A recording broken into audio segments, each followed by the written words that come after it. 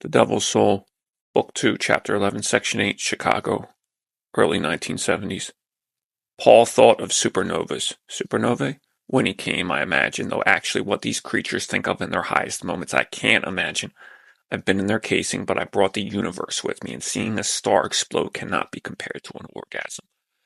But ignorance brackets off bliss, and when Paul sat on an old armchair that had a fecund odor on the edge between steak and flatulence, one he had slid over to be in the light coming through the window on an October afternoon, the way his heart slowed and skin untautened over the stonework of his skeleton, I envied him the way that he in turn said he envied a dog who could find such pleasure sitting in a 93 million-mile-long light square, unaware of its impending death, nor the birth, or likewise impending, but much delayed death of all and everything that will ever be, which stretches outward in the most basic protest against the cold darkness.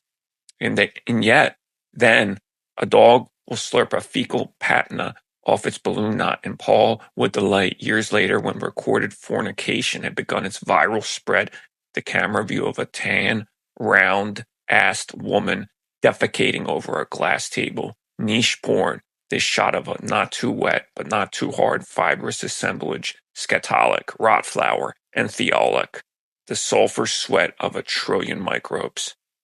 Humans hide their defecation because it renders pretentious their noble aspirations, but the issue isn't that nobility, that intersection of aesthetics and ethics doesn't exist, but that Homo sapiens do not have a monopoly on it, as the floor of their gut could just as easily be seen to be their glorious master as opposed to their servant.